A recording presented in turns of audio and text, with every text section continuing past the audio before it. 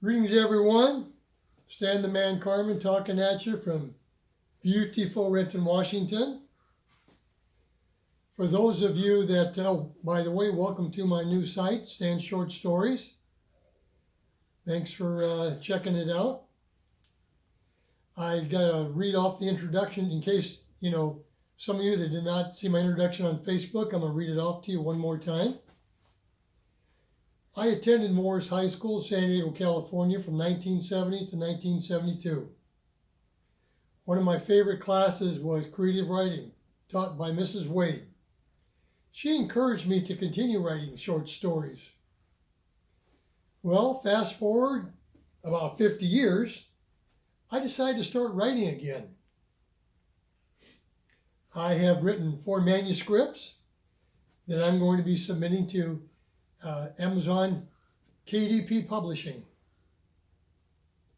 I want to dedicate these upcoming books when they come out to my wife Dolores, aka Lola, who has been by my side for the last 48 years. She's always said to me, just sit down and write your story, Stan. Thanks for the support, Dolores. Love you. Also want to give a little shout out to Morris High School graduating class of 72. Go Tigers. Now these are my book covers to my 4 manuscripts. They're titled Stan Short Stories, Conversation with My Grandchildren, Stan Short Stories, Some Dark, Some Not, Stan Short Stories One Day Volume 1, and Stan Short Stories One Day Volume 2. Now I know what you're thinking when you look at the artwork, or maybe better put, lack of.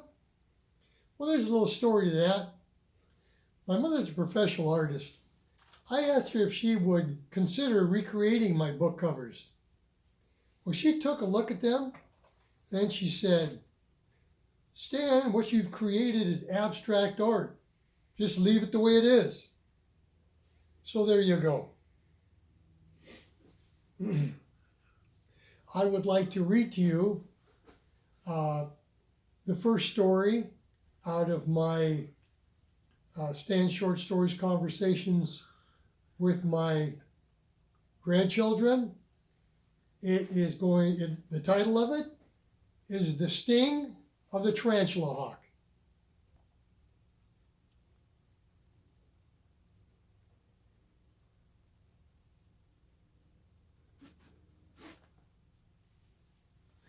All right. Well, before I start reading my story to you, I've got a little introduction to my book, my manuscript, and it goes like this. When I retired from my occupation, I decided to start transporting my grandchildren back and forth to each one of their schools, from preschool to high school. I have 9 grandchildren. I figured this would be a win-win situation. I could save my kids a ton of money on transportation and daycare, and I could enjoy quality time with my grandchildren, conversing with them about my life as I drove back and forth to school. These short stories are a compilation of those many conversations. I would also like to dedicate this upcoming book to you, all of the parents, grandparents, and great-grandparents who have lived your lives with all of your wonderful life experiences. I encourage all of you to put these life experiences on paper to share with your future generations, because if you don't, who will?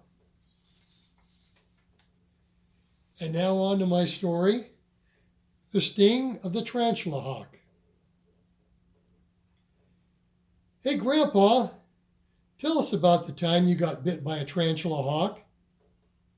Well, kids, it actually was a sting, and it happened like this. It was a typical warm San Diego summer day, not a cloud in the sky, and getting pretty hot outside. I went to the freezer to get a popsicle. Now, this was not your ordinary popsicle. Your great-grandma Jenny would get a tall plastic Tupperware glass. Then she would fill the glass with a kind of an extract of Kool-Aid almost to the top. Then she would put it in the freezer the night before.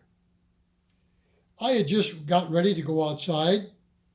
I had on my typical summer attire, cut-off shorts, no shirt, no shoes or socks. I got my popsicle and went to the sink. I ran the water on the outside of the glass until the popsicle slid out of the glass. Then I put the popsicle into a sandwich baggie so it wouldn't melt and get my hands all sticky. Then I wrapped a paper towel around the baggie. Voila! Monster popsicle ready to go. I walked out the front door and headed for the front lawn. Well, I sat down with my popsicle, started licking it, still too frozen to bite. I get ready to lay back on the grass and relax. But just prior to me laying back, a tarantula hawk had decided to get comfy on the grass right where I was about to lay down. Well, I laid back on the grass right on top of that tarantula hawk. The first thing I felt was a sharp pain, like I was stuck with a tack. Next, it was like the center of my back was on fire. I felt agonizing, burning pain. I dropped my popsicle immediately on the grass. I sat up and turned around, and there was that tarantula hawk. I went berserk. I started pounding that tarantula hawk in the grass with my fist as I'm screaming, crying, and cussing. I sprung up and ran to the house. "Mom!" I hollered out. "What's the matter?" she said. "I got bit," stung actually, "by a tarantula hawk." She grabbed a towel, went to the tub, and ran cold water on it. Then she draped it over my back. It was like it put that fire right out.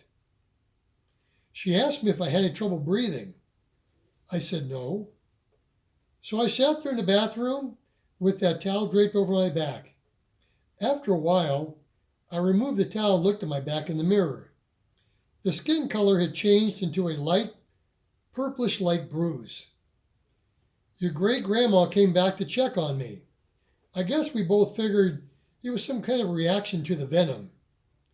After I got better, I decided to get revenge on all tarantula hawks. For the next few weeks, I would go out to the canyon and hunt them down. They would be in the high weeds. Believe it or not, you can actually hear them flying through the air. They make a loud buzzing sound when their wings hit together. I would be armed with a branch. If I saw one, I would hit it right out of the air.